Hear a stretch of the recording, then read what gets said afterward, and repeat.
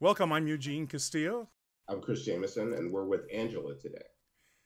So, we're doing this project, Angela, with Ronald Tataki's book, A Different Mirror.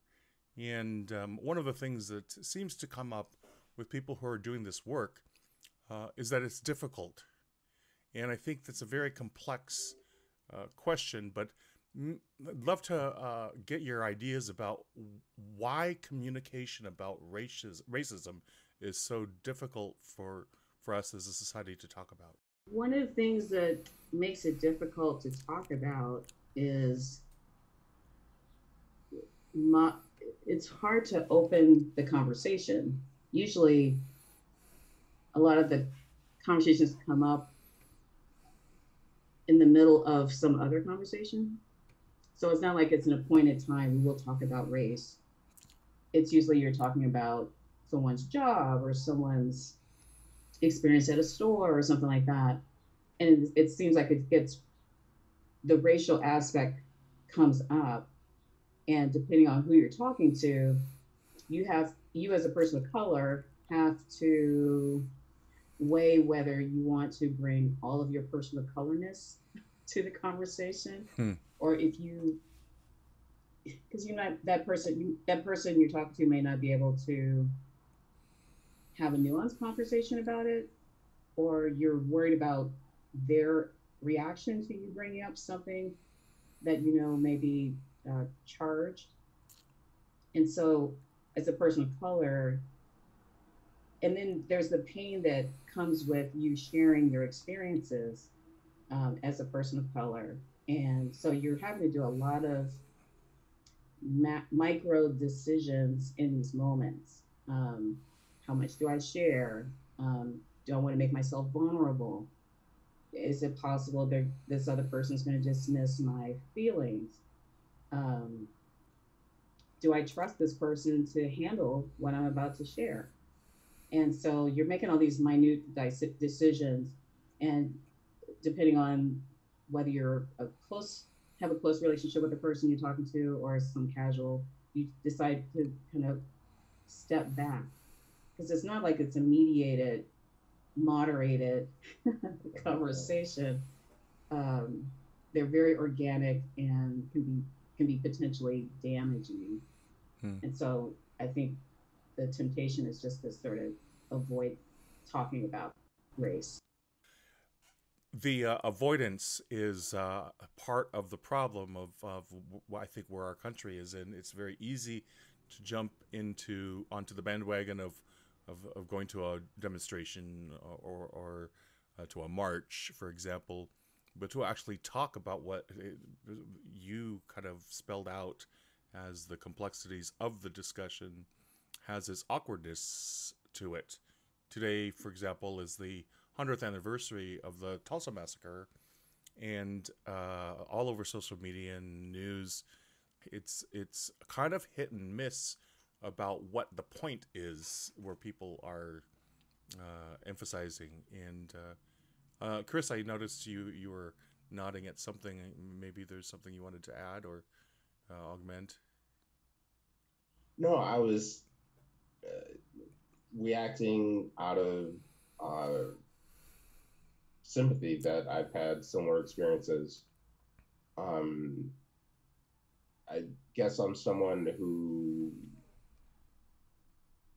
declines to open up fully, and I, I guess, given the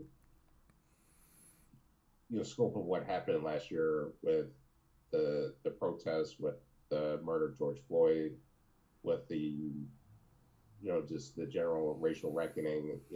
I think this conversation and the conversations we are basically posing through our course is causing me to rethink how uh, if it's possible to rethink that approach to maybe try to be a bit more bold, or we talked about in our study group the the the value of being uncomfortable, or being wrong in a sense. So maybe that's something. I was just trying to take away something from what Angela was sharing. Andrew, I want to ask you, in the situation of a white person who is friends with a BIPOC person, where insensitivity that is unintended but is related to unconscious bias, how does that BIPOC person initiate that conversation if they are comfortable to begin it? I've thought about this. I had my workplace had racial sensitivity training, and it was around the focus of trying to build allyship. And so they broke us into smaller groups. And there was an Asian man, I believe he was Japanese, and then a white woman, and me. I think it was just the three of us, a Black person. And so my white colleague, she's a photographer or a writer, and she tried to initiate the conversation with her Black friend. And her Black friend was like, I don't want to talk about it. I just want to do gardening. And the thing is, it's like you almost have to make an appointment, and then you have to like build parameters around what you're going to talk. It's not something we've ever had to do except when it's part of a workplace obligation. Or, after the protest last year, I got DMs from colleagues on staff asking me how I was doing. And I was like, very honest. I was like, actually, I'm not doing very good. I'm outraged, I'm sad, and I'm not editing stories about certain aspects of this protest because I don't have objectivity. And so I used that as an entry to, because I had started reading White Fragility by Dr. D'Angelo. And I said, well, a few of the colleagues felt they were both white men of a certain age, and they felt a little bit impotent on what they should do. And so I suggested, some books that they could read, and they seemed receptive to that.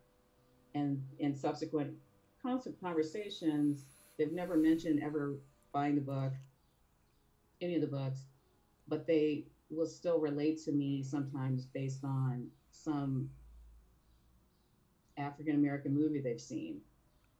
And I know it's a way for them to connect to me.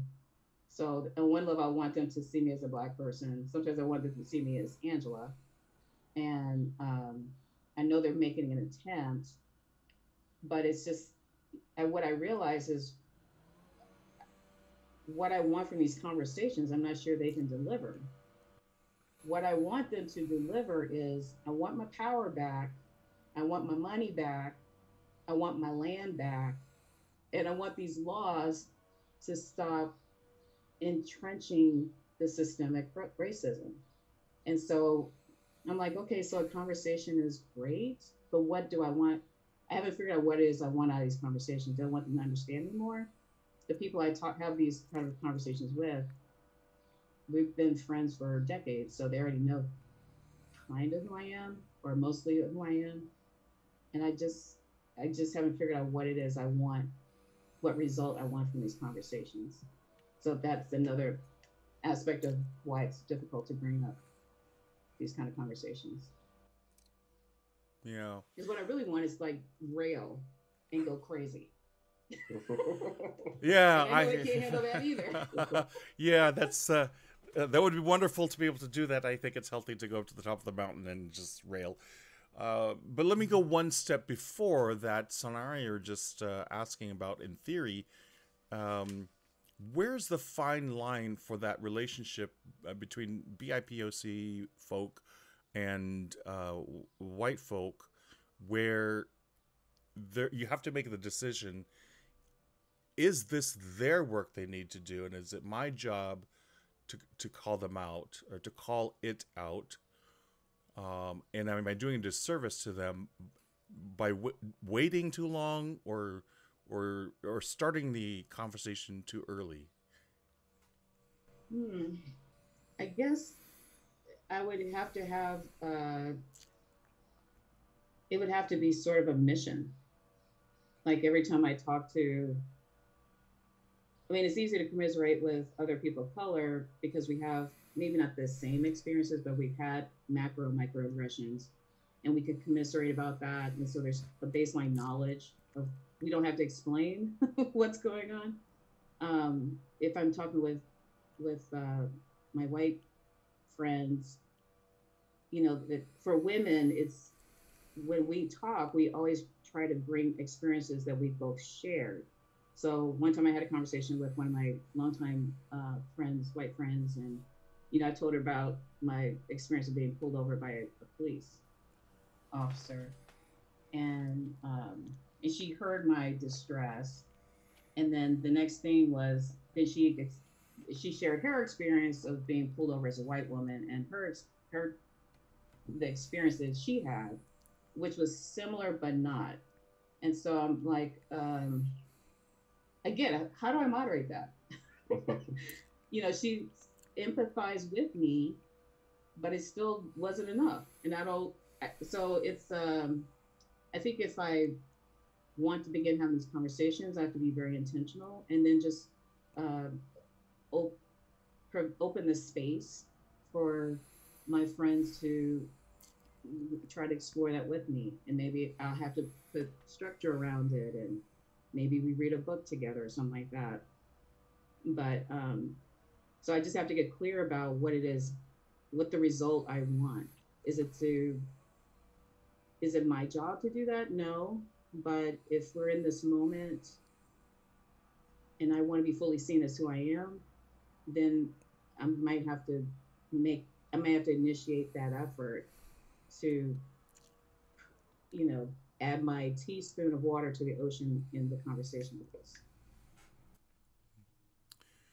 Can you speak more about those different kinds of aggressions, the microaggressions and so forth? And can you also address grandstanding? Because I had this some kind of experience similar to what you're describing, and I just felt that I wasn't being heard by this friend, and I just had to just end the conversation. Mm-hmm. I'm trying to think. I'm going to preface my microaggressions portion of this conversation by saying that for a very long time, I had low self esteem. And so a lot of, when you have low self esteem, the world, you're, it's like looking through the world with one eye, or having like extreme blinders on. So you don't see all of reality. You don't have a peripheral vision field, so to speak, to see the full field of reality. But it, you know, for me, it was more like, you know, you hear you're so articulate, or you know, when we were growing up in our suburb of St. Louis, when we'd see our cousins from the city part of St. Louis, they would tell us, you know, we sounded white because by that time we were going to um, integrated schools, um, and trying to think throughout my career. I think I've had a charmed career, but I think a lot of it is hearing the pain of my other colleagues and how they'll pitch a certain story and their editor not think it's a story, or they want a certain angle that's not as inclusive or as truthful as what the situation is. They want to make the story more deductive. Seeing other younger white colleagues, mostly male, they'll get these, you know, they'll come in for an internship. Next thing you know, they're on some fast track to getting the more plum assignments. And then you see some of the women and people of color having to, you know, stay in their subject area of reporting for much longer stretches of time. And it's like no one's giving them those, they have to really fight for those opportunities, as opposed to, it's not that the white colleagues are not giving their best either, but it just seems like that there are people looking out for them to succeed and not for other people in the newsroom. Um, And then you asked about the grandstanding. I mean, I remember when I'm much more assertive now, but maybe 10, 15 years ago, I had a conversation with a white woman, and it was around the time that the whole concept of reverse discrimination was going around. And she talked about how her brother or brother-in-law didn't get a job because it went to some black person or something. And I was stunned into silence. I really didn't have a comeback. I mean, what I would have said, well, what about, I don't know, the hundreds of years when when it was reversed the other way? Or why is it's okay when I don't get a job because I'm supposedly not qualified, but when you guys don't get a job, then suddenly you're being denied something. Well, maybe you're not qualified, but it's never, the bar is always for the bar of competency is always with white men, then white women, then there's, it spills down from there. And any reason for them not getting something they feel they deserve um, is always, it seems like we've robbed them of something. And in the moment she was telling me that, she's looking at me, I'm sure I'm giving her this puzzled look, and I'm not an argumentative person. And part of it is like, I've been socialized to not confront these issues. I've been socialized to try not to rock the boat. I've been socialized to, part of it is we've only been 40 years integrated, sort of integrated as a society. And there's been violent reinforcement of these segregation laws in this country. So it's only very recently we've been able to actually, I think that's another problem why it's so hard to have these conversations, because it's only been since the Civil Rights Acts that we can actually be in spaces where we're together and there's not this legalized oppression in the physical oppression of people. It's more nuanced now, but we haven't been in these spaces for very long, and we as a country keep forgetting that. No more chokeholds, or stripping some of the taking funds away from the police officers for social workers or whatever. Um, those efforts are stymied, and it's like there's just not enough. There's a will for it now, but it's still almost like the Civil War trying to get these things through. And so, even though if my friend is empathetic with what's going on, with what's going on, it like I said, empathy is good, apologies are good, but if the trauma continues, then those apologies can't outweigh justice. And I'm not sure if white people, when we talk about this racial reckoning, my friends and I are like, who's reckoning? Is it us again? Are they grappling with this? And can we fast forward to the end when they figured it out? Because I don't want to watch it. So my friend is Filipina, and she's like, yeah, call me next year when y'all done your work. Because I'm tired. Chris, did you have something to add to that? No, I think Angela summed up not only the perspective that IBPOC, excuse me, have, and also the the freshness of all of this, really, that it's something that is unprecedented in this country, and that brings up thoughts of doubt about how this will unfold. But I guess as a optimist, I think with time we'll figure out a way, because we, as a species, managed to figure out these things as they come up. Although the real question is how much time how much more time do IBPOC have to wait until things get equal? So, but those are just my thoughts about it.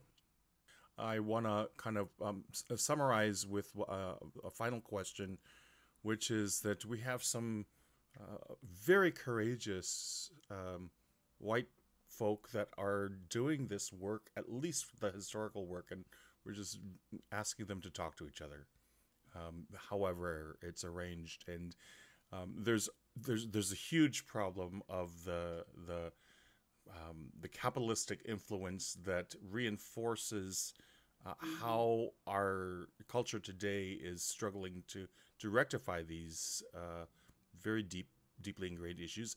And then there's the opposite end of the spectrum in which the individual who's actually sincerely doing the work can get overwhelmed or frightened away or lose courage.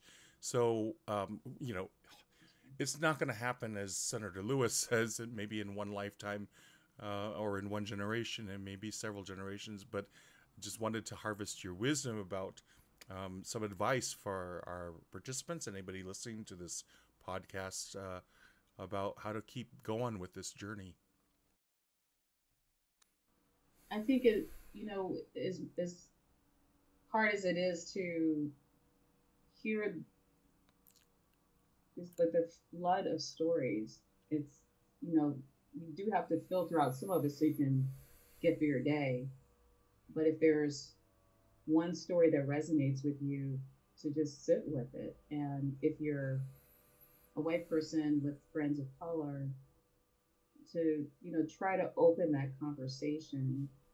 Hey, I read this story. Did you read that story? Like, keep it even just very, very basic, not what's your opinion on this or whatever, to maybe just try to make it an organic conversation opener, and then maybe limit that talk to maybe 5 or 10 minutes, and then you move on to other topics, and maybe that way we can start, instead of it being like this big event when we have these talks, maybe we can just start sharing, hey, did you read this? Or did you see this on television?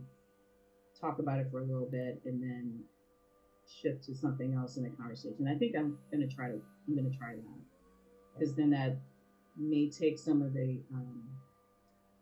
maybe not take the awkwardness out, but it opens us. It's a soft opening to the conversation. I think one idea that came to mind was, the notion of empathy, like how the degree that one person can truly understand someone else's experience, or in this case, someone who's white, identifying with the experiences of IBPOC. And the idea that came to mind was maybe reading a story and then just kind of sitting and trying to connect to the humanity of the situation, of thinking that this is a person who, in the case of George Floyd, went to a convenience store to buy something and finds himself, faced with the police and feeling the fear and dread and anger with that, and then being humiliated, and just on that level, not necessarily taking it to the end of his life that happened, but just to kind of sit and experience that for a brief time. And maybe over time, with reading stories every day, or at various points throughout the weeks and months, that some kind of connection to that pain, that informed depression, that lack of hope, that can begin to form, and then the natural sense of compassion will flow from that. So that's just my thought. So today, President Biden attended the 100th anniversary of the Tulsa massacre, and maybe we could just each end with a short, pithy aspiration for our posterity, our next generations, and and their children and so forth. I'll just start with I have the desire and the wish that people after my generation will continue to deepen their courage to look. I'm very heartened that, sometimes it seems like it takes pop culture to help give us an entree to talk about these deeper issues. I read a story today in the LA Times that there have been documentarians trying to tell the Tulsa massacre story through a documentary form, but it wasn't until The Watchmen came, and I'd listened to interviews with that executive producer of that series, and it was him being pricked by having not heard the story that he decided to take what was already a comic story and weave that into the storyline, and that brought the ghost of that horrific event back into our consciousness. And so sometimes just it's thinking about the series 24, we had a black actor cast as president. It was probably a dozen years before Barack Obama got elected. But sometimes seeing these things in film form or musical form, that sort of primes our mind to be able to have these deeper conversations later. So I'm heartened that President Biden is using this event to highlight the voting laws that are being enacted in these Republican legislatures. And, I would wish he'd go a step further and give his descendants their money and their land back. But, symbolically, this is very important. I don't know if any of the other previous presidents would have done this. So I sincerely hope that Biden's appearance suggests to people the gravity of what happened, the toll of what happened to not only the families and the Tulsa community, but also the example it set to Black American in general, the perils of daring to be more than average. So I think what I hope people take from this is that it's a day of remembrance and mourning, but also a chance to undo a bit of what was done in the past, and to the degree that we can acknowledge the wrongs of the past and change. I think that would be the beginning of, I think, a better day for our country. Thank you so much, everyone. Thank you, Angela, for joining us and contributing to this discussion. And who knows where our project will lead. And we hope that our participants will continue to do this work among themselves and the future generations. So we thank them for listening to this. We thank your participation and everyone's courage to look.